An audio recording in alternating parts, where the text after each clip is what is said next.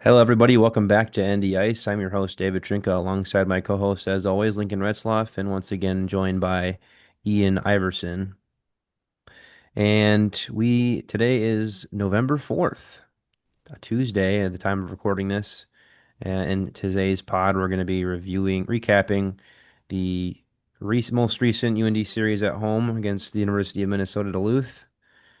And then we'll be previewing the series at Omaha this weekend. That'll take place on 5th, 6th, 7th, the 7th and 8th. Is that right? Sound Sounds right? about right. Okay. So why don't we start out with some weekend recaps? Ian, you were missing last week. Why don't you tell everybody where you were and then what you did this weekend? And we'll start with you. Yeah, it was I was in San Diego with my boss. We were at a work conference. That was a lot of fun. Smoked a cigar with him Oh, Thursday nice. Some out in the stoves. streets, and it was fun. So I missed Friday's game. I caught a little bit of Saturday's game. I was doing some studying for some licensing stuff I need for work, but from what I caught Saturday, it looked like a pretty good game. So Do you usually miss, or how often do you miss games? not too often. Um, on hockey's been kind of screwing with me lately, so Yeah. Duluth was hard to get the game until right at the end because I was just getting caught by those ads. Yeah. I don't miss a lot though. I know when I was in school, I don't think I really missed any. Even if I was missing the game in person, I was, at my dorm or apartment, whatever, Yeah. watching the game. So Surprised you don't have NCHC TV. I'm thinking about it. How come your dad doesn't have Hey, it? I don't know. I mean, it's a bit expensive. I'm sure you guys know. Well, my mom does it, and then she lets all of us kids use it, and they don't really have a limit on streaming devices, so that's pretty nice, honestly. Yeah, Yeah, I'm getting closer and closer to just buying it. It sounds like the it's easier. it's pretty convenient because you can just go to obviously they're nice for watching the UND games, but then when those games are over, there's usually a game on after, in Arizona or Denver, and then when you get home from the home games, you can just pop that on and watch the rest of the game. So. Yep. Yeah, very cool. Very cool. You got to go to San Diego. This last weekend, obviously, I went up in the press box on the Friday, did a little Twitter action during the game. I don't think anyone cares though, because why would they tune into us instead of just UND's regular account? But it's just something for me to do up there. Besides watch the game and keep track of what's going on. And then Saturday, well, Friday, yeah, we didn't do much on Friday night even. And then Saturday, kind of stayed in Saturday.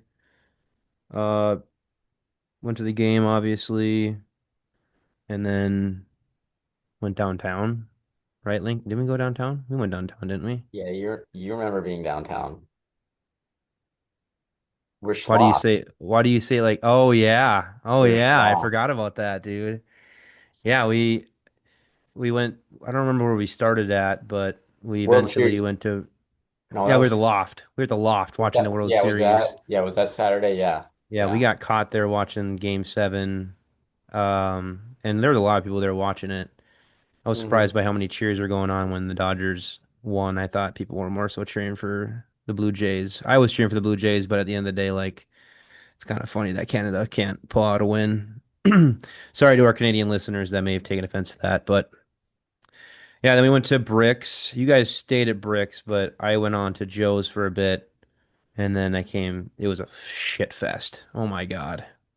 It was so humid in there that the pipes were dripping down, condensation, and it was just we got there, told my buddies that I was with that just give me a drink and I'll find them in a sec because I'm looking for somebody, and then lost them. Proceeded to go around the whole building twice looking for them, and that took me 30 minutes to do. And then after that, um, hold on, what the hell is going on here? Dude, get off my screen. Sorry, guys. I don't know what that was. I hope that the pod's still recording, but the Zoom screen popped up for no reason. Anyway, looking for them, and then it just took so long to even get around. I mean, I hadn't seen Joe's like that in a while, and then I was just like, "Fuck it, I'm just gonna go back to Bricks and see what the fellas were doing." And then the people I was looking for at Bricks or at Joe's were at Bricks again, so stayed there, and Schloss was there for a while, and then we talked to Schloss until bar close. And it was kind of funny, like the bar stayed open an extra hour because of daylight savings. So we were there until technically like 3 a.m. with Brad. So that was funny. Talked a lot of hockey and stuff, other things. But Lincoln, I'll let you share whatever else you want to share about the weekend. Yeah, I don't really have much to add to that. Saturday, you kind of summed it up. Saturday, honestly, started off kind of bad because I watched that entire. I mean, you watched it too, Dave. Oh, That the uni football, football uni game. football game that was awful. Yeah, That kind of ruined the vibe for the day. And then I was in the disappointing press box loss. Saturday, so I'm kind of just up there. I'm kind of mad. No, I wouldn't say mad, but then UND ended up having a pretty good hockey game, so I think that helped. And then, like They you kind of just did. elaborated on, Saturday night was pretty fun. So pretty similar weekend. Always a good time in Forks.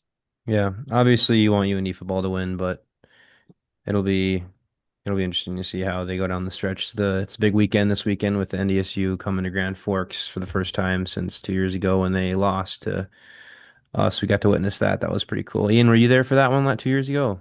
I wasn't. I think if I remember correctly, that might have been the Wisconsin weekend. Yep. Yep. I think I was already tented out, ready to go. It was Oh, I was in Damn, charge of the morning shift and I was there because everybody else at the football game. I think I sat in that tent for 7 hours and then went home for an hour and came right back. damn. Yeah, that was one of my favorite moments of being a UND college student for sure. Just being there and witnessing something that hasn't happened. Like people don't realize that like students haven't gotten to witness a UND win it against NDSU since like Like some 20 of years ago. almost our fathers were in college. I mean, not mine, but um yeah, 2000, I want to say one or three. What was it? Do you remember the last time it was, like Lincoln? 2004. I don't know if I was alive. Yeah. So pretty cool moment, but hopefully they get it done this weekend. My brother will be coming up. We'll be going to that, so I won't be in the student section, but it'll be pretty sweet still. But anyway, yeah. So some good weekends, some people got across the country and pretty sweet. We'll head into the recap of the Duluth series at home. UND hosted number 10 Duluth, and they were ranked number 8 going into the weekend. UND was. Proceeded to a little recap of our score predictions. I predicted Duluth would win 3-1 on Friday, and Lincoln, you said 3-4 Duluth, which ended up being spot on. My prediction looked like it was going to be spot on until about 5 minutes left. Max Swanson put away a pass right in front of the net, and then they tied it up. Ben Strinden tied it up. Did I say overtime win for Duluth too? I don't have that down, but I feel I like don't I think did. so. I think I might have. We'll have to replay We'll the have to call New York for that. But we'll have yeah. to phone Toronto, yeah, for sure. Um, but yeah, so pretty both predictions were pretty accurate during times of the game. Great job for you, Lincoln. Nice job on getting it spot on though. And then we both had UND winning Saturday night on an empty net goal. I had 4-2. Lincoln had 5-3. We both misjudged how many goals Duluth would score. And then Lincoln, you got the amount of goals spot on. No empty net goals for UND on the Saturday night, but overall, I was pretty happy with what how the weekend went. I mean, we assumed UND was going to split, which would mean 3 conference points go to each teams, but we ended up getting a fourth by that late period, that late third period comeback. Gibson Homer made some pretty big saves in that overtime, and then ended up. That's just a freak. Like, how the hell does the puck just go fly up in the air and then land like that right in front of the net? That's like when we played Minnesota and Mark Senna just slapped it into the net when it was flying through the air to tie the game or whatever. Um, yeah, I mean, Gibson made some good saves, and it was unfortunate that he put it in indirectly, like his glove hit it. He didn't mean to put it in, but that was how we lost that game. I went and took a piss with 5 minutes to go in the press box. My shit packed up. Like, all right, well, let's just get out of here because this has been a pretty ugly game. And then they ended up tying it and went to overtime. But I thought UND came out pretty hard on the Friday night. They looked pretty good. They put in a lot of shots on Duluth right away, and then Duluth kind of settled into the game and was able to score first. And the one thing that UND wanted to do was shut down the plant Shagabe line, and they didn't do that. They had all 4 points on the Friday night for Duluth. And then the one defenseman, of course, that we mentioned was the other person to score points in that Friday night game. So 4 points on that night for Max Plant, 4 points for his brother Zam, and then Ty Hansen had 2 points, and then Jason Shagabe had 2 points as well. So yeah, you gotta stop that. Guyan not able to hold himself to a 900 save percentage on that Friday night, and then got pulled on the Saturday. So they were able to break through Guyan uh, a decent amount. So that was good to see. And then, fellas, what did you? I'll let you guys kind of. I don't want to take up all the stats and whatnot, the thoughts. So why don't you guys go ahead? I'll start first since I gotta leave in a bit here, but I think Friday night was kind of, I don't want to say it was what we expected, but going in, we all thought the same thing. If you don't shut down that plant line and you give them too many chances, they're gonna beat us. And that line is what beat UND.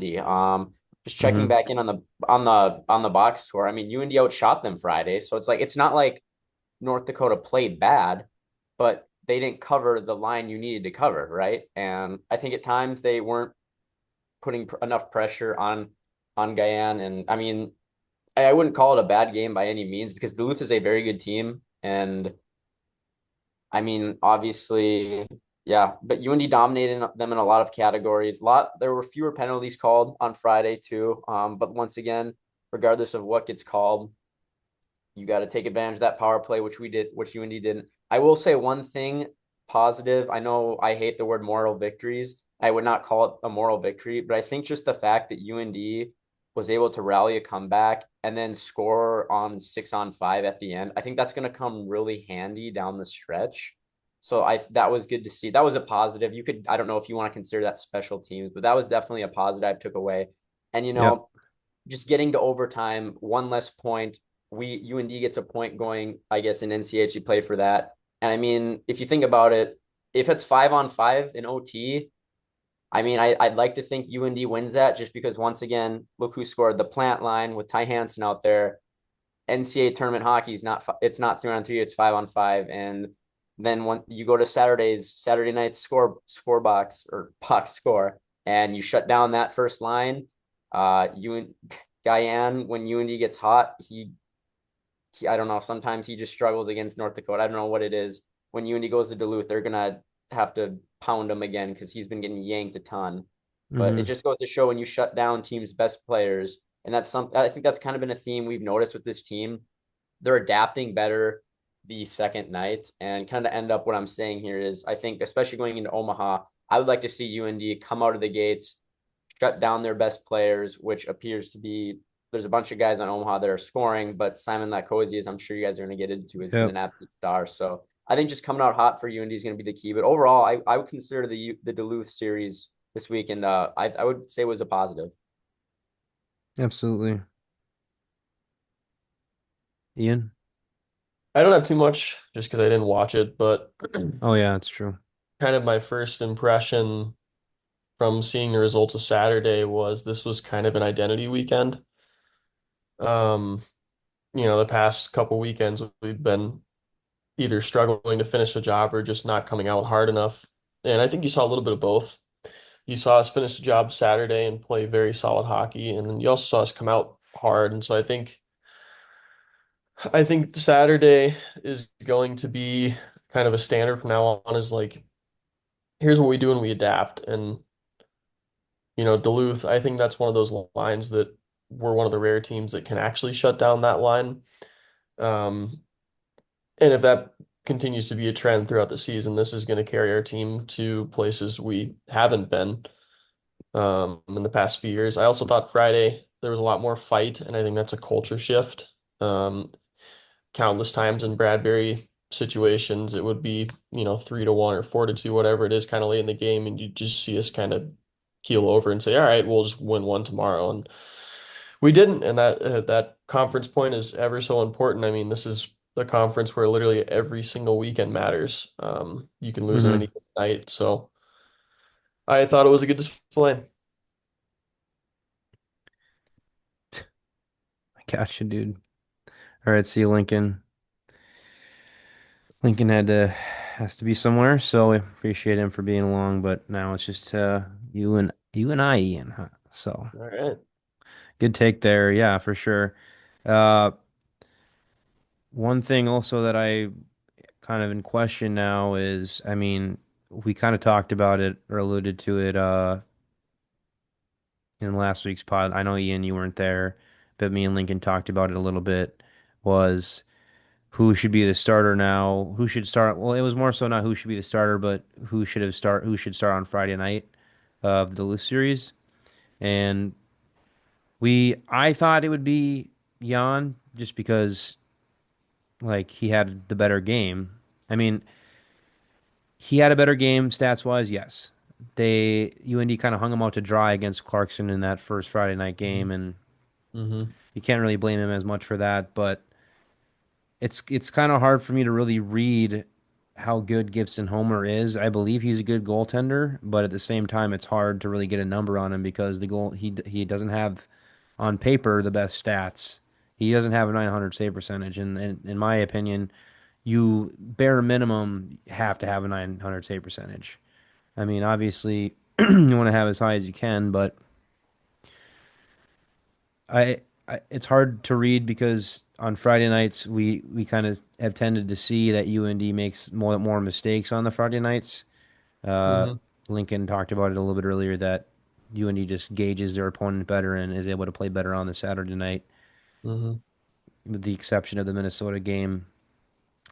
But going forward, do you just stream goaltenders like we did where Gibson Homer, regardless of how Jan plays in the Saturday night game, the weekend prior, do you stream goaltenders where you just put Gibson in Friday, see how he does, and then play Jan on Saturday? Or do you go forward with doing that maybe and then swapping them where Jan can play Friday? Just or do you just see how hot Jan can get out of the gate? Obviously, he's had some good games where he's able to build some confidence. He's only let up one goal in 2 games, and that's really good. I'd have to look right now at what his specific save percentage is. He's got a 973, which is really good. Yeah. That is insane good. It's a small sample size, or it's just 2 games, but if you have 2 games, 2 wins with a 973, one of those games being against Duluth, that's pretty good. The other one, with the exception of it being Clarkson. Clarkson is not a bad team, but obviously they're not the highest competitive level, that you would see in the NCHC. But where do you go from here? Jan's played in 2 games. Gibson Homer's played in, I want to say, six. He's got a way better win percentage. Not that it matters like who plays better in front of him. Obviously, both goalies can make mistakes. Jan just made a couple less. But Ian, what are your thoughts? Where does UND go? And it can be where you think they should go, where you think that they will go, in terms of who they start on Friday in Omaha. Sorry. You good? The first thing I would say is it's a relief to have the problem of two solid goaltenders. Mm-hmm. It's a good That problem to is a have, breath for of sure. fresh air. Um, and so, I don't know. Just to your point, I mean, with the 900 save percentage, even Ludwig Persson, who averaged a 900 on Miami, Ohio, how the hell he did that, I have no idea. Yeah. But he was, a 904 with us. I just looked it up. And that's not, outstanding for a team that was supposed to be way better. You'd expect Ludwig to kind of be up in the 920, 930 range. And so I don't know. I think one thing Jan does really well is he's a little more composed on the second and third shots in front of the net. Yeah. It's like Gibson He's not so panicked far a out little of bit. position. Yeah. hmm And you get, yeah, for a guy that's 6'6", I don't see why you should really be getting too far out of position. especially on those second, third attempts. Challenges the puck too hard. Hmm. I mean, he's a Yeah, guy, you can barely get the puck around him as it is. I don't think he needs to challenge as hard as he has, but exactly. Yeah. if it were up to me, I would say give Jan the start this whole weekend. Um, See how he does. If he keeps it up, obviously he's earned it. I think so far, granted, UND played way better defensively and shut that line down Saturday night. So obviously, Jan's gonna have an easier time than Gibson did. But Hmm. I think you got to try it out. You already started Gibson like the first 5 games, then you gave Jan the Saturday night start the last 2 weekends. Right. To me, I think you give him a shot, see how he does. Um, Right. Jan doesn't play super well, then you can go back to that, and that's what's good about having two solid goalies is that they're fighting for that position. So, For sure. Yeah. So I agree with you where I think if I were to choose, I would probably go Jan. But in terms of what I think that they'll do, I think that they'll start Gibson Homer on Friday. I think that they'll stream goal right now. I mean, they came into this season knowing, not thinking, knowing that Gibson Homer was going to be the starter, and UND's got to be careful right now where they don't pull him too early to mhm, where he loses a lot of confidence. When you start playing a freshman goaltender over your guy that, is highly touted prospect, not super highly touted, but gonna sign an NHL contract after this year probably and play in the AHL next year. When you have a guy like that who came in here to be the starter and is getting started over, or a freshman's getting started over him, you don't want to kill his confidence. I think UND will be careful for that, but I also think that UND is going to want him to fix what his problems are, whether that's challenging the puck too often, getting out of position. They want him to figure that out as soon as he can. So I think that they'll start him on the Friday to try and help him figure it out. The more you can play Gibson, I feel like the faster he's going to figure it out, and mhm, ultimately Gibson Homer has more experience in college hockey than Jan Spoonar. And again, I would probably start Jan just because of the way I like to play. I think that Jan's earned that start, and he has earned that start. But I think in terms of the team, I believe UND will start Gibson Homer on Friday. mhm. And then I think that they could very well stream goaltenders again. I don't see why they would necessarily go into the weekend picking who's going to start both games. But I do think that they do start Gibson Homer on the Friday. Whether or not he starts on the Saturday is completely up to the outcome of that game. I could Mhm. definitely see them if they lose, definitely starting Jan on the Saturday and then maybe going to Jan on the Friday after that. But I do think that they'll go with Gibson Homer on the Friday. And then if he were to win, they'll probably start him again. They're trying to I feel like in terms of coaching, I think that they're trying to get him as confident as possible, as comfortable playing Mhm. in a UND sweater as possible. And obviously, Gibson Homer, you can make the argument. I mean, he's played in the NCHC for 2 years already. So some people are probably thinking, well, hey, well, he's played in the NCHC. Why does he not get it? And those people don't really understand. Not that they don't No, not at all. understand, but they don't know what it's like being a UND hockey goaltender. There's a lot of pressure on you week in and week out. Obviously, you love seeing that Jan is taking some of that pressure off of him. But at the same time, it also puts a little bit more pressure on him that people don't want to see Gibson Homer playing because Jan is playing quote unquote better. Mhm. Jan had an easy job. It's hard also to gauge how good Jan is because Jan had an easier job on the Saturday in Clarkson. UND played a way better Totally agree. defensive game in front of him. Mhm. And then obviously you'd like to think that UND, if they went on the Saturday last weekend against Duluth, they probably corrected a lot of their mistakes and probably played better defensively in front of him again on that Saturday. So I'd like to see how UND would play in front of maybe Gibson Homer on a Saturday as well. But yeah, so I'm gonna go Gibson Homer starting on Friday, and then I don't know, TBD. I think it's hard to tell how good this Omaha team is gonna be, dude. They have Mhm. a win against UMass. two wins on the road against Colorado College, so you'd like to think that they're pretty decent. I mean, Omaha always battles well against UND, Hmm. but we don't.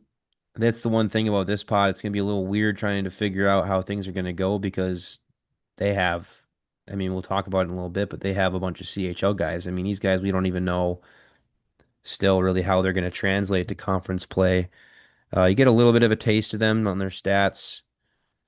I don't even know who some of these fucking guys are. I mean, these guys Yeah, are all, I've never heard they're of, all these guys are all Canadian. freshmen, dude, except for Yeah. Griffin Ludke. Well, Like, I'll let you get into it here in a sec, where you can take off because I know you did a little bit more research than me, yeah.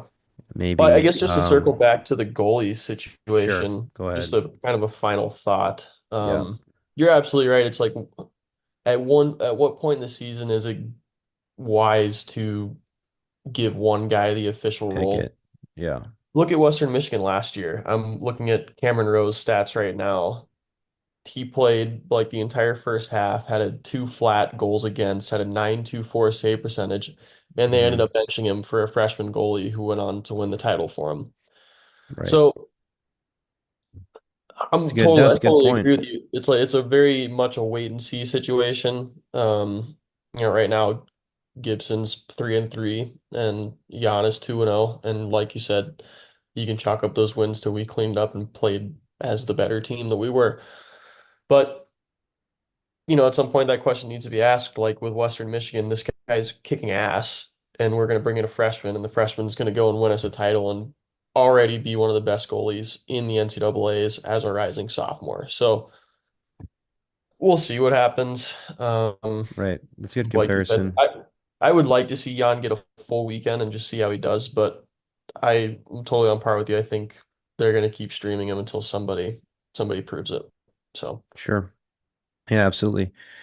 We'll get into the preview against Omaha a little bit more. I know we just kind of talked about it, obviously, with who's going to start, and then also we alluded to that we don't know shit about this Omaha team, but we'll do our best. Do you want to go? Let me do my usual stats where I go over the tail of the tape, and then you can go in and Yeah. read everything that you wrote down. Um, let's do. Okay, so UND 7 o'clock start in Omaha on Friday, and then 7 o'clock on Saturday as well. Both will be streamed on NCHC TV for those who want to watch it, and then you can go on hockey.tv. I would pick the vodcast. If you go in there, if you go into on hockey TV, uh, you click on the game, and then this little bumper will drop down, and then there'll be different streaming options. I would pick the vodcast one, VODCAST. What I've noticed a lot is every pretty much every game has a vodcast stream or one of the servers that it's on, and that one seems to work the best for me. You might have to click a button to unmute the audio, but it usually does pretty well for me. Just throwing that out there for those who want to watch and don't have NCHGTV. Again, uh, so this team's the team statistics. UND goes into this weekend 5-3 overall. Omaha 4-2.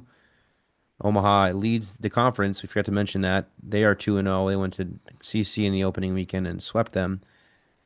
And then we are 1-0 in league play. This is weird. I don't know why it has it displayed like that, but we have one win and one overtime loss. You get the picture. We have four. We are second in the league with points with four. So this weekend is the battle of the top twos. Right now, whoever wins this weekend will get to be, well, not number one. I mean, UND has to win both to be number one, but same shit, kind of. Uh,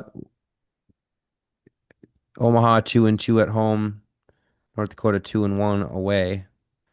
The average height of each team is 190 or 193.3, or average weight 193.3. UND is 4 pounds heavier than Omaha, which stands at 189.4. Average height, UND's got an inch on them at 6'1". Average age, Omaha is way older. They have not way older, but they are a complete year on average older, which is, I guess, in terms of college hockey, when you average it all out, that is quite a bit older. You know, your entire average age is a year older. Um, win percentage is relatively the same. Goals for UND is 28, Omaha is 24, but of course Omaha has only played 6 games, UND's played 8.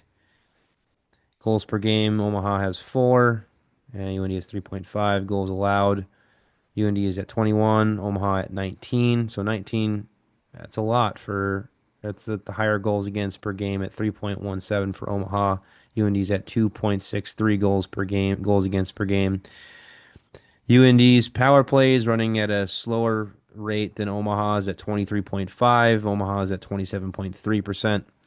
And then UND's penalty kill is running at a higher pace at 81.3% to Omaha's 72%. So that's the tail of the tape. Now, Ian, why don't you sprinkle in what you were gonna do? I mean, I kind of said some of it, sorry. No, you're fine. This is going to be a weekend, I think, where uh, special teams are going to matter a lot. A 72% penalty kill is pitiful. It's pretty bad. Hmm. And so this is a good opportunity for us to go out there and take advantage of a power play that has kind of lagged behind. Not only that, we'll have the face-off percentage winning so far. We're winning about 53% while they're at about 46, 47. Which is Um, surprising considering their age, I feel like, but yeah. continue. Yeah, I mean, like I said, it's going to be probably a tale of special teams. We average about the same penalties as them at about 4.5 per game. So we'll see. I think our penalty kill is going to really be up to the task. Um, Omaha shoots the puck kind of about similar to us. So about 27, 28 shots per game. And you take a lot of those on their power play. They already have 6 power play goals this year in 6 games. So they're averaging a power play goal a game.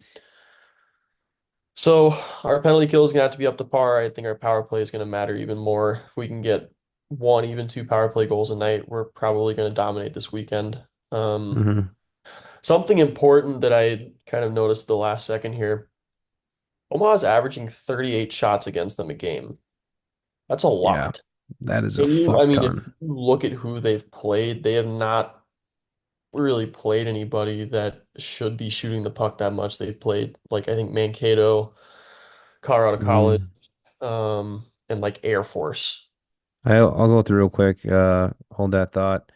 They got outshot game one against Air Force, 33 to 29. They got outshot in a 6-2 win over Minnesota State. Minnesota State had 49 shots in that game to Omaha's 24. And then the Saturday night, Omaha outshot them 31 to 21. UMass 36 shots on goal to Omaha's 33 in a 5-4 win. Massachusetts 30 shots on goal to Omaha's 25 in a 2-5 loss to Omaha. And then this last weekend, Omaha had holy shit. Sorry. Omaha won 3-2, had 20 shots on net to Colorado College's 51 shots on goal with just two goals on that Friday night. And then Omaha won 5-4 with 30 shots on goal to Colorado College's 40 shots on goal. Yeah, if you're So letting that 90 tells shots you against you in a weekend against Colorado College, who's probably going to be one of the bottom three in the conference, that's it's a little scary. And you know it's weird because their neutral zone trap has worked against us so well. So like you got to wonder, is that just not really a thing anymore? Do the players have they just not adapted to that yet?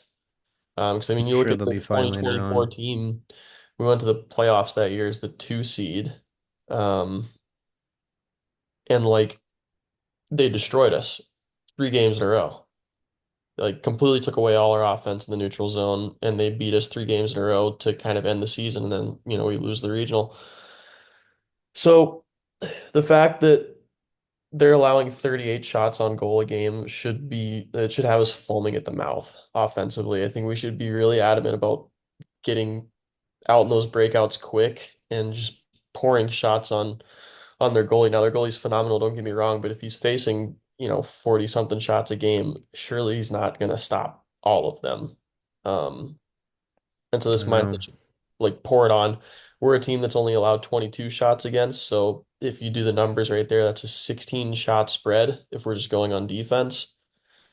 Realistically, we should pour it on and win these games pretty handily. But with Omaha, it's always a little tough. So yeah.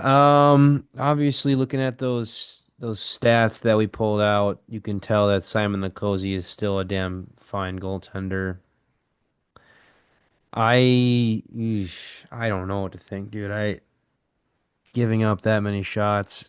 It's going to be a real challenge for you and need to get through Simon Nicozzi this weekend. It was good to see that UND was able to break through Guyan as much as they did, considering how good Guyan had been up to that point. mhm.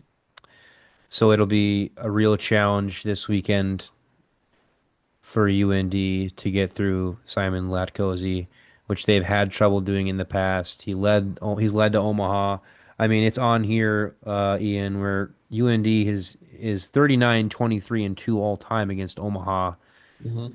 So we're almost winning at double the rate they are. But in the last 10 games, UND is 5-5 against Omaha, and Simon Latkozy has been the starter in all five of those games. I am 95% sure of that. And if he hasn't been, he's been a starter in nine of them. So Mhm. all five of those, Omaha's winning at a significantly higher rate than they have all time. And the big piece of that is thanks to Simon Latkozy. You mentioned 2 years ago when we played Omaha, and I believe we were the number one seed in the NCHC.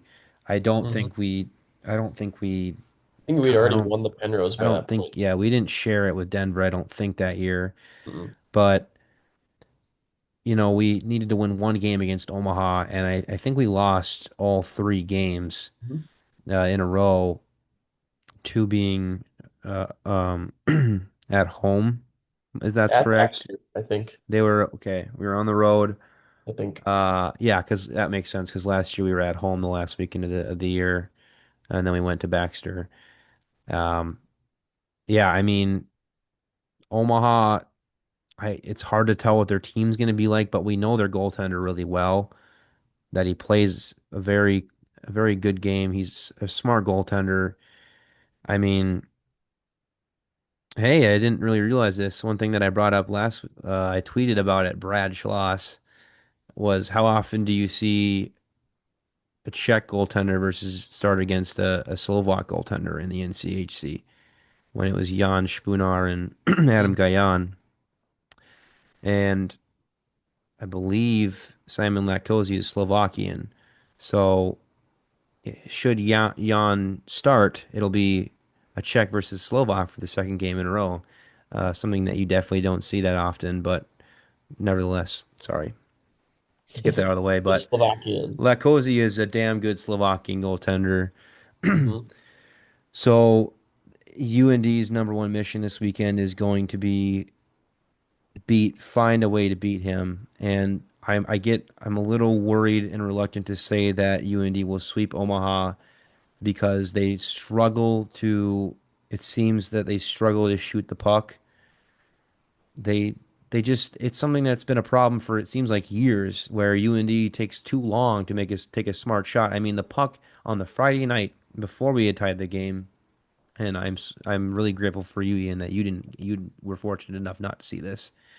But there were three UND guys in front of the fucking net, and the puck. I don't remember how it got to the front of the net. I don't remember. I think it took a trickle off of somebody, but it was literally um, it literally was on a guy's stick, Hmm.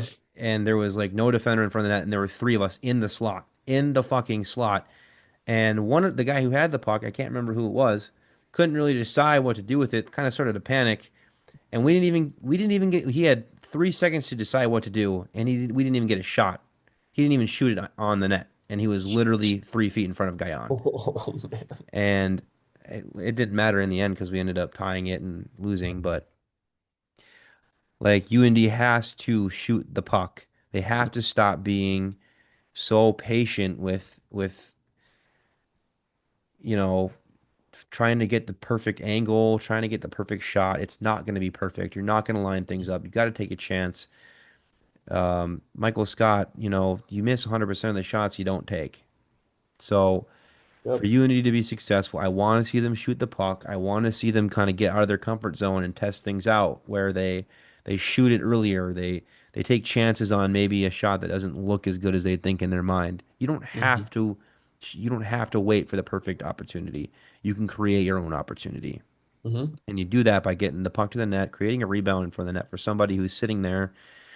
Um, you can try and pass all day, but you're not gonna, get it in the net if you don't shoot it. So I think UND, I don't remember how well Simon Latkozy controls rebounds. From what I remember, it's pretty damn good. Hmm. So you're gonna have to crash the net hard, get a guy open. I mean, your best chance. I mean, it's hard to say. Like, I don't want to say it like because it kind of goes against everything that I said, but the best way you're gonna beat Latkozy is beating him on the first shot. But sometimes you got to take a chance in that first shot by trying to get it a deflection in front, anything like Hmm. that. I mean, rebound always helps, but take advantage of screenshots. Um, you know, do your best. They got to do the best they can and to beat him. And if they can beat Simon Latkozy, I think Simon Latkozy right now is the best goaltender in the NCHC. Yeah. There's some talented goaltenders out there. He's just so damn experienced, and you know, having numbers like that right now, facing as many shots as he is, it's almost reminiscent of Ludwig Person at Miami. Get used to give him a chance. How many shots he faced was just crazy.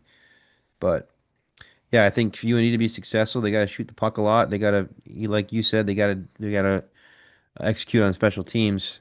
Obviously, you want to stay out of the box as much as you can, but beat Simon Latkozy. Find a way to beat Simon Latkozy. Omaha beat or Colorado College beat Omaha all weekend everywhere else except for in goals because Yeah. of Simon Latkozy. And I Well, think actually, Lukosi did not start Saturday night, so I'm just he finding this didn't. out right now, which that makes me think either he might be hurt or they just No, wanted to he's try not something hurt. different. Their backup freshman started on Saturday night against Colorado College.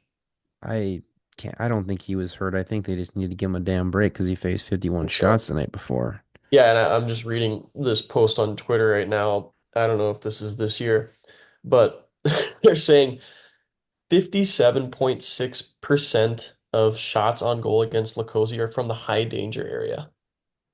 So That's that is unreal. kind of a ballistic stat. And yeah, I mean, the guy's 925 through 5 games, which is pretty phenomenal, but he's also 3-2. Um, and so what does that say? I don't really know yet. Um, Well, great. I wish you would Maybe have a way to mentioned get that past him he didn't because the start on the neutral zone Saturday. trap and the defense aren't up to par like they have been. Maybe so. Um, but I expect him to play this weekend. If he doesn't, that's, I would say kind of a relief He's gonna because I play. don't think They that need freshman to. backup's gonna have any idea what's coming. With should be a very hungry North Dakota team. So we'll see. I can't imagine they're not gonna start on both nights. I mean, if they don't, I mean that would be a hallelujah moment. It seems Hmm. like, but I wish you would have mentioned earlier that he didn't start on Saturday because I mean, I regardless, you got to just find a found way it. to beat Simon Latkozy. I assume he's going to start both. You got to have to kind of assume that he's going to start both. But again, I apologize, folks. I don't really know that much about the forwards and everything about Omaha. I don't think anyone really knows. The only way to find out is to watch, and you're going to find out on Friday night if you're watching, or on Saturday, whatever night you decide to watch. We'll go kind of go through the top scores here, I guess. Maxime Pellerin. I don't know how to say that name. Sorry, guys. He leads the team in goals with 5 and leads the team in points with 8. Hmm. He's a freshman, 6 foot, 181 from Quebec. And he played in youth sport last year. Well, that's a little crazy thing. A lot of these guys didn't even play in major junior. They played in Canadian college hockey, which that's like Manitoba level. I don't know if people understand that. it's an youth sport is what they call it. And that's the same sort of, collegiate association that Manitoba plays in that UND just kicks the shit out of every year. So the fact that they went into Canada and kind of took a fucking fat load of these guys from different youth sports teams. I mean, they got a lot of junior guys in here too. It's kind of a whole mess of different Canadian kids. It's 17 underclassmen. That's unbelievable. Yep. They're going to be scary in a couple of years. Yep. Um, they're gonna have to find a new goaltender after this year. If they had Simon Lacozy in like 2 years still, I would shit a brick, dude. Um, unreal. Yeah, so I'm just gonna name random people off here for people you to watch out for. I'm gonna go Maxime Pellerin, the guy I just said, Luke Woodworth, Griffin Ludke obviously is pretty good. People are familiar with that name. His brother Tanner Ludke transferred to Minnesota. Tanner Ludke was a big piece to the Omaha teams a couple years ago. And then Marcus Wen, I want to say is the way you pronounce that last name, Wen. Uh, and Nguyen is Wen, I'm pretty sure. And then Aiden De La Gorgon, I don't even want to try that. I'm just gonna It's fucking a long name. fuck that off, dude. How do you say half these names? Shiro, I don't know how to say that. I'm not even gonna try. Yeah, you We'll have have a we'll lot have to of see how they do it on Friday night. But anyway, yeah. So we'll see what happens. Simon Latkozy will be, I assume, starting. He's a stud. But yeah, let's get into. You have anything else on the? We'll get into score predictions and then the vent line. But do you have any other thing else to add to the actual content of the preview here? I, you know, I think it's just interesting because everybody took kind of a different approach to the CHL this year. Um, you had like Minnesota who didn't use it at all, and now they're 2-7-1 and getting spanked by like everybody, it seems. And then you have teams like Omaha who are like, screw it. We're gonna our entire underclassmen group is just all gonna be a bunch of Canadians. So I think it's fascinating. This was a team that was on my lookout list for this season is like, could an all CHL squad do really, really well? Or do you need a blend kind of like we did? So I won't say too much, but 17 underclassmen and like probably all but three of them are all from Canada. Mm-hmm. It's really interesting. So we'll see what they do, but Yeah. So I kind of zone out there when you were sharing that last bit, trying to get my score prediction figured out here. So we'll get into our score predictions for this weekend. Ian, I'll let you take a second to think about yours while I kind of go into mine. If you're ready, are you ready with yours? no, you go ahead. Okay. I'll do my Saturday or my Friday. I'll just do my Friday and Saturday, and then you can go and do your Friday and Saturday as well.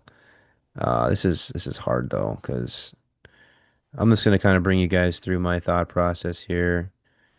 Um, so Simon Latkozy gives up about 2.8 goals per game. That's his goals against average. I'm gonna give UND the benefit of the doubt that they can put up three. I don't think they're gonna put up four on him. I could very well see them get an empty net goal. So actually, I will change it to 4-2. No, I'm gonna change it to 3-2 UND in overtime. Uh, I think Simon Latkozy is a very talented goaltender, but at the same time, I think that he'll let in uh, he'll let in a three goal. I think UND will find a way somehow on that Friday night. But they'll win in overtime and clinch 2 points of the three on the Friday. It's just hard because I don't think we're gonna sweep them because Omaha is just a hard team to beat, especially in Omaha. But I just don't know what to expect. It's hard for me to give a rock solid prediction when I don't even know what team I'm looking at for Omaha, you know? The only real thing I have is the goaltender. Hmm. for Omaha. Uh, I think we no, I'm gonna go 4-2 on Friday. Regulation win, empty net goal for UND. Uh, and then I think we lose on the Saturday, maybe in overtime. Let's do Hmm. 3-4 OT. That'll pull UND to a tie with Omaha in the standings. Uh, I just think Omaha is going to find a way to win one game in their own barn, whether it's in regulation or overtime. They just always put up a stink against UND. Even when we have a way damn better team than they do, they find a way to pull one out of their ass. So I'm going to go ahead and give them the benefit of the doubt that they're going to win an overtime game on the Saturday at home. I just think the home team wins on Saturdays more often than not. Hmm. So I'll give them the benefit of the doubt here, and I'll go 4-2 empty net goal for UND on Friday. So only three on Simon Closey on that Friday, and then Omaha will win 4-3. UND will continue to put up three goals against Simon Lacozy in that game, but will fall just short against Omaha on that Saturday. Ian, what do you got? Uh, Kind of right in line with you on the Friday game. I actually think 3-2 overtime win is going to be kind of what you were saying, or that or 4-2. Um, I don't know. Lukosi led in four against Mankato and five against UMass. So it kind of makes me think, Oh, I didn't really especially think if about UND that. can get, I'm gonna stick with mine, but that's a good point. I didn't really look at that, so go ahead. yeah, Sorry. I think if UND can get hot on the power play, which I think they do Saturday, I don't think they do Friday. Just following our pattern, we, have to figure it out Friday and then we come in and play really well Saturday. Hmm. I would say, Friday, yeah, 3-2, 4-2 overtime. I think we get the sweep. On Saturday, I think it's a pretty high scoring game. I put us at 6-3. I think we get two power play goals that night. I think Omaha starts taking some silly penalties and we capitalize. And who knows with the fact that Lacosi didn't play, last Saturday, maybe he's just resting for UND, but there could be something there we don't know. Um, You mean Omaha? yeah, Oh, correct. resting for against UND. Mhm. Okay, I see what you're saying. Sorry. So I don't know. I think it's a high scoring game Saturday. I think we figure it out and we pour it on, especially if that stat is accurate that those high danger spots are like the primary shots. I don't think Lacosi can really withstand four lines coming at him pretty consistently. I think that's the one thing that they haven't been tested with yet. You have like UMass and Mankato who kind of have top lines but don't have a lot of depth. Um, Hmm. so I don't know, I hope we pour it on. I have been pretty wrong in some of my predictions, but I think we come out with five out of the six, hopefully six out of the six, but like you said, it could go the Okay. other way Yeah. and drop one. So Hmm.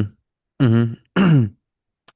Yeah, one thing that UND's got to hope is that, I mean, we kind of talked about it a couple weeks ago, but UND's scoring was going to dry up at some point, and it kind of did for a couple games there.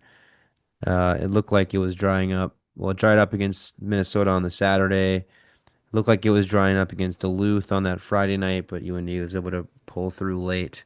One thing we didn't mention, by the way, let's just put our little tilt to the hat to Ben Strinnen, who had 5 points and now leads the team in scoring after probably under the table bitching about him not playing as well as we thought. Uh, good for Ben. Ben, if you're listening to this, I doubt you are, but way to go, buddy. It's good to see you pull out 5 points in the weekend, especially with honoring your father. Very cool to see. Congratulations on that. He is now the leading scorer of UND. He's got 9 points, and he leads everybody else in the team by more than 3 points, I want to say. By 3 points or something like that. I can Let look me it see. up I can here. just, yeah, me too. Let's see. 9 points. Everybody else has six or less. Yeah, he's got 2 goals and 7 assists. So. Way to go, Ben. Did not expect. I think I was going to bed at like on Saturday night, and then I looked at the stats randomly, and I just saw Ben Stringham just bolted to the top. I'm like, holy shit, how did the fuck did that Mhm. happen? Um, but good for him. Really happy for him to see that. He's a great kid. So, with Yeah. that being said, sorry, go ahead. Well, go ahead. I mean, speaking of people that had a good weekend and just having a good season, Ollie Josephson had a great Great weekend. He had weekend four for sure. points. Yep. And I just want to point out, because I'm looking at it right now, his shooting percentage is .286. So one out of every four shots he gets on goal is going in the net, which is like, Nice. that's pretty cool. It's very I think good. Keaton Veerhoff, I mean, I think we kind of expected him to be a baller, but he Big is guy. third in history for a NCAA defenseman under 18 in goals in a That's season, and he's played 8 games. that's crazy. I think the Yeah. leader all time has 9 goals as a kid who's under 18 playing in the NCAAs. So we might see that record broken. He's another guy who's converting on one of every four shots. Yeah, Josh that's Sikorsky amazing. is another guy who was before he got hurt, unfortunately. Yeah, I Uh, spoke to him on at Jill's on the Saturday. Really nice kid. Really sad to see him go through that injury. And mhm. apparently he's Sauce and I's neighbor, so we're gonna have to get after it with him maybe in a pod episode. But Yeah. continue. Yeah, it just mean, there's guys that can capitalize. We just have to know how to utilize it. Hmm. Um, and for Strandon and somebody like that third line to have a really good weekend is super vital for our team. You saw it with Absolutely, the fourth line against St. Thomas, and now you're seeing it with a third line. Those guys having a good weekend is really going to push us, towards playoffs and hopefully even further. So for I'm sure. excited to see what they do. Yeah, Keaton, really surprising. He's got 4 goals and an assist, and usually defensemen lead in the assist margin, but Keaton has just got a hammer of a shot. So really good to see him utilizing that and having opportunities. Another guy, Will Zeller's stepping up. He had a really great, nice goal on that Saturday night. Hmm. If you read Schloss's article and the picture of him celebrating on the glass, you'll notice there's a guy with a taco and a bag in hand and his hand on the glass in the other, and that happens to be me. Um, with my buddy Garrett. Well, I had a happen to have a taco in a bag, a tea bag as I like to call it. Super good by the way. If you never try one at the Betty or the Ralph, get the taco in a bag. It's unreal. But yeah, Zeller's able to put it away after a nice move, highlight real goal. Good to see him kind of producing at a decent rate right now as a freshman, considering that we thought he was gonna kind of struggle. Obviously, he's a freshman, does have growing pains, but having going through your first 8 games and having 6 points uh, to boast is pretty good. And then Max Swanson obviously kind of having taken looking like he's taking a step forward this season as well. It's great to see. So really happy about that. Obviously, you wanted to get guys who are your upperclassmen to score, so it's nice to see Ben Strinnen is had a really good weekend, and hopefully he continues to pile on the points and produce down the stretch here. So really good to see that. But we'll go into the vent line if you don't have anything else to say here, Ian. I'm good. All right.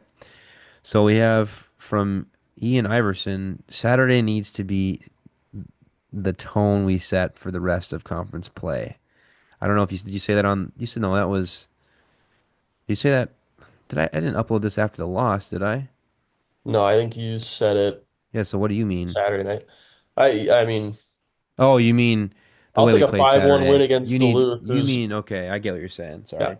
I'll I thought you take meant that going against a into team who for some reason is now ranked above us, even yeah. though we won the weekend. That Um, was ridiculous. Yeah. Crazy, right? We will talk about that in a sec. Remind me to talk about that after we Yeah. cover these. Uh, T Go 30 said Spoonar should be the starter. Yeah, man, we talked about it a little bit earlier, but I can definitely see that as being a good argument. And I definitely could see why the fans are definitely going to be thinking that right now. Kind of alluded to that a little bit with putting more pressure on Homer as the starter. He kind of probably feels like he's failing a little bit, but obviously small sample size. We know Gibson Homer. He's a great goaltender, so he's got to play well in front of him. Bulldogs need to sell their team. Hashtag roll green. That one came in from Knox Dahlberg. Knox Dahlberg. Love to see it. And then if you have anything to add to any of these, just jump right in. All right. Lukey.yourpookie said, great. Yes, it was great. It was a great game on Saturday. Uh, Austin Ander 4 says, good series. Duluth is a top five team come end of the year. I would agree. I think that I don't know if Duluth will be a top. Yeah, they probably will I be. They'll be would up there. disagree. I Saturday showed a glaring weakness, I think, in that if you shut that top line down, it's Yeah, hard they're to a get very momentum one-dimensional going. team. And I think come January, February, you're gonna have enough film to figure that out. And so I I think it's how does Duluth adapt to that? I mean, I think that line is still gonna be on fire all year, but if you shut them down in that second night, I don't think Duluth is gonna win a lot of Saturday night games if they, that top line keeps getting shut down. I would say they'll definitely be in the mix for playoffs, but I don't know. Top five's a little aggressive. Yeah, I mean, I agree with you in the way where I think top five. I don't know. I don't think they're a top five team. I definitely see them in the top 10, or I would say I do probably see them in the top 10. Definitely see them making the tournament in the bubble at least. Um, I would say I do agree with you. They're a very one-dimensional team right now where you basically just have to shut down that line and break through the goaltender and then you win. But I think that it would be not idiotic to say, but irresponsible of us to say that the rest of the team won't get better throughout the whole rest of the Mhm. year. I think Duluth, I don't know much about the rest of their team. Obviously, Scott Sandlin's a very talented coach and put this team Mhm. together. I think that he's probably pretty happy with what he put together. I will say that if they do continue to the rest of the team stay off the score sheet and not produce, Mhm. I will agree with you. But I do think Duluth, uh, you have to think that they'll get scoring down the line. I mean, obviously, Oh, I having a totally top agree. line like that is pivotal in your team's success, and it has been beginning of the season for Duluth. But I would say that it would be a little irresponsible to think that they won't get better. Yep, I Uh, agree. I do. They will finish top four in the NCHC, in my opinion, this year. Mhm. Denver's looked like a dumpster fire lately. Yeah, how about Holy them? We'll shit. get to the Denver rankings, I and guess, in a little bit, yeah, but they're Denver and another team that don't have Minnesota anyone looks left. like shit. Yeah. I guess to follow Uh, up too, I mean, we talked about it. I talked about it earlier, kind of in the Saturday game. It's a pretty hard job to shut down their top line and beat their goalie.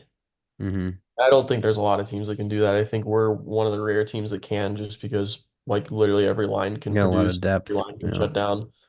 So I guess I should follow up by saying I don't think there's a ton of teams that'll do that. So I mean, yeah, I think they'll be kind of right with us for most of the year in terms of conference play, and hmm in a playoff race. So they're a Yep. good squad. I'm really happy to see them succeeding again. That is a team that I think the NCHC has missed for the past couple of years. Yep. So Casso R8 uh said good. Yep. I would say it Good, was great. good. Wyatt Blake 28 said good. I would agree. They did play good. Wish you would have added more to that, but maybe next weekend we can only hope. But thank you for your response nevertheless. John Novak said Spunar's net, and it isn't close. Guyan was a warrior for Duluth. Bring on Omaha. Bring on Omaha indeed, John. I do agree with you. We talked about it again. Kind of a lot of this podcast has been talking about the goalie situation. Uh, I agree with you where I think Spunar is definitely probably deserves to start on that Friday night, but I don't think that he will. I think that they'll put Gibson Homer in, especially after last weekend where I thought they would put Jan in because that's what I would have done. It kind of told you a little bit about what Dane Jackson's probably going to do. So, and again, like Gibson Homer's not a bad goaltender. He made some really good saves Mhm. in the game on Friday. Um, so I can't really go super wrong with either decision, but I would say that they're probably going to go with Gibson Homer. Um, But in terms of stats, yes, it is not close.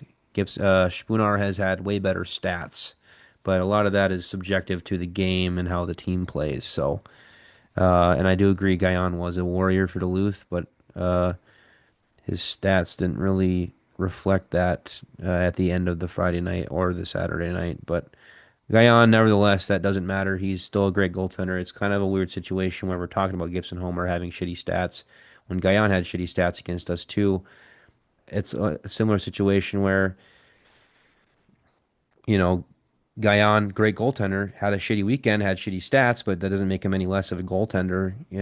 His team could have just played bad in front of him, and I think that goes the same for Gibson Homer. He's a great goaltender, but the team could have just played bad in front of him. So, yeah, so that's the vent line for this week. I'm about ready to wrap this up, but Ian, did you want to go over the I rankings really quick? think you want to talk about the rankings. I gotta take a shit. I gotta be honest. So we can talk about the All rankings, but I got one brewing here. I gotta take care of soon. So Well, yeah, Duluth being ranked above us is pretty ridiculous considering we won 4 of 6 for points. And they didn't look particularly great Saturday. So I don't know what they're smoking there, but and Denver too, being in the top 10, they've lost to like Lindenwood, Air Force, and Alaska Anchorage back what are to we back looking to at right back now? weekends. We're at Which 8. U Denver's at USCHO, 9. or are we looking at? I mean USA Hockey, or This would be, I think both have Denver at ninth, they've them still at 9. right? Isn't that I crazy? mean, it's hard to really just throw them down right away, but yeah, they have not played well at all. They really suck. I mean, they're 4-3-1. They're still positive. They're not Minnesota where they're 2-9 and whatever. That's gonna Minnesota's a hurt fucking him. dumpster fire right now. They got to get a win. Yeah. They're playing against Notre Dame this weekend. Hopefully, they get a win to make us stop looking bad. It's puzzling to me when I it's a Monday afternoon and I'm going on my phone checking the rankings, and Duluth, who won in overtime and lost 5-1 to us, goes up 4 spots, passes us, the team who won the weekend with more points in the NCHC conference standings, and we just stay where we're at. And I was just mad at USCHO for a minute, and then when USA Hockey came out and did the exact same fucking thing, like, what the fuck?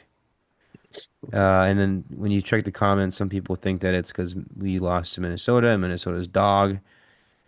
You can't. Which is true. I I think mean, it's true, but I think it's a subjective matchup. Obviously, Minnesota's going to play really hard against a team like us, especially when their back was against the wall. They're just shitting the bed at the wrong time, and this is what happens when you lose to a shitty team. UND's done this last couple of years where they lose to a shitty team early, or not a shitty team. Maybe they're not shitty right away. End up being shit. Got swept by Cornell. We lost to Bemidji last year. We tied Robert Morris or whatever. You can't lose to these shitty teams who have yet to figure out their identity, which ends up being garbage. You same thing gotta for just Carson. It's yeah, so Clark. weird. I mean, they're beating good teams. Like they're 3-5, and yet their 3 wins are against Penn State, us, and Michigan Tech. And Michigan Tech's another team who's gonna be pretty decent. And yet they've gotten smoked by Canisius, RIT, and Lake Superior State. So it's like, what part of that makes sense? Right. You know? Same thing Yeah. with Minnesota. It's like you're getting stomped by Duluth and Wisconsin, and yet you completely dominate us Saturday night, in our own barn. So hmm it's a weird season for sure. Penn State's barely beating Stonehill, like Denver's losing to horrible teams every weekend. It's Yeah. And it's even then, strange. like when we lost to Minnesota, we weren't losing going into the final 20 minutes. We just lost the final 20 minutes. Hmm. Not that we didn't play bad the rest of the game, but we could have won that game in the last 20 minutes. But CC, we're just going to cover the teams that matter. CC goes down 5 spots after getting swept by Omaha. Omaha is still not in the top 20, but they are receiving votes, the second most votes Boston. behind Miami. Hmm. The top 3 teams that aren't in the top 20 but are receiving the most votes are all NCAC teams, with Miami receiving 97, Omaha receiving 93, and St. Cloud State receiving 87. And for those of you who don't know, the the team with the 20th ranked team points wise is at 110. So Omaha only needed 13 more votes to take 20th, the 20th spot. So a couple NCH teams in the mix to be in the top 20 here. The only team not Arizona State is still receiving votes. They've only have two though. Let's see here. That's three, four, uh, five, six, Well, there's seven, also a lot of eight. teams that are still in the So rankings that's that were that's ranked. pretty much the whole NCHC conference right there. They're all at least ranked or receiving votes. So hopefully the NCHC can really keep that up. You gotta hope that we can all we get five teams in the tournament this year after only getting three in last year. So hopefully we had three, right? It doesn't sound right to me. I feel like we only had Denver and Western in there, but I know we had another. Arizona State was in the bubble. I think Did we have Omaha the? was right around us. Yeah, but The end of Omaha the year. didn't make it. We ended Omaha's season. But I think they were Who? actually above us there for a little bit. Well, they were. I'm just saying, but they didn't make the tournament. Hmm. So Yeah, who it was else only made the Denver and tournament? Western that made it. We only had two teams. Mhm. That's crazy to think about. We usually never have less than four. But UNCHC played so ass in conference play last year that, or non-conference play last year that we ended up shooting ourselves in the foot. I don't get how all these teams are just jumping up to from not ranked to like 14. I don't think any team should be able to just jump like eight, six spots. I think that's ridiculous. Mhm. Um, Check out BU at 3-5-1. yeah, That's something. that's crazy. Yeah, they're losing They just games got too. swept at Maine. Yeah, Maine's looking pretty valid. Um, I assume that's probably a reason why they didn't put us up because I don't know why. I don't know why you don't just move us up to seven and put Duluth at eight. I don't get what the fucking problem is with that. Like, why not just do that? I think North Dakota deserved to go up a spot. I don't. How does that make any sense at all? Okay, I think I we said should this to start. somebody. If I was, we should start our own vent line for us. Like, what are we do? What is this shit, dude? How do you beat a team? I mean, sure, it's a home and away, but oh my God, how And do you Quinnipiac right win now is and going into go? overtime with Alaska. How do Who's the you, better game? you answer me this? Answer me this. How do you lose in regulation and almost choke and lose on Friday and go up four spots in the rankings? How does that happen? That should never happen. We would we Yeah, it's because, well, BU got swept. Denver obviously lost one to Alaska Anchorage, and then I think you had Connecticut who might have gotten swept. I'm it's not really fucking sure. bullshit, man. That's just and I'm not even trying to be biased, but that's just ridiculous. That's ridiculous. Like when nothing is stopping them from putting Duluth in eight and putting us at seven. I don't what the fuck. Yeah, well, and here's the thing that really grinds my gears is like, maybe they're punishing us for losing to Clarkson in Minnesota, but Denver has lost to Alaska Anchorage, Lindenwood, and Air Force, and And they're yet they're nine. still hanging around in the top 10. You know what I mean? Hmm. So I don't know. I think I Dude, they texted hate somebody. us, I bro. They was hate like, let's us. just prepare to stay eighth for the rest of the year, no matter what. Like we can win They out and we'll probably stay at eight just because that's how it they go. hate North Dakota, dude. I don't understand the North Dakota hate. Oh, anyway, you got anything else to add before we wrap this up? Good man. All right, sweet. This has been a longer pod than I thought it was going to be. Um, Surprised my colon hasn't exploded. I just kind of had to take a shit before we started this, but um, TMI, Dave. My bad, fellas. Just want to take a second before we wrap this up to thank everybody for listening. Thank you everybody for contributing to the vent line. If you did, and if you haven't, please do. We appreciate all the responses. I'd like to see some more responses on the comments section of some of our videos. As always, we have them on Instagram story, and then comment on our YouTube, on our Spotify videos, or wherever you're listening to this. I kind of reluctantly put it on Twitter just because no one seems to really care and respond to it, but maybe I'll start doing that again. But yeah, make sure to follow us our socials. Our Instagram should be ND underscore ice underscore official. And then I'll plug away the rest of our socials in the description of this video. You can just click on the link to our website, and then there should be all of our different socials on there. You can follow the social page to wherever our podcasts are, where to find them. You can find our YouTube, Instagram, Twitter, Facebook group, and everything like that. So make sure to check those out. Also link all of our individual socials, me, Ian, and Lincoln's socials will be in the descriptions of these videos as well. Just want to say a thank you to all of you for listening. If you're a returner, thank you for listening and being loyal to us. We appreciate it.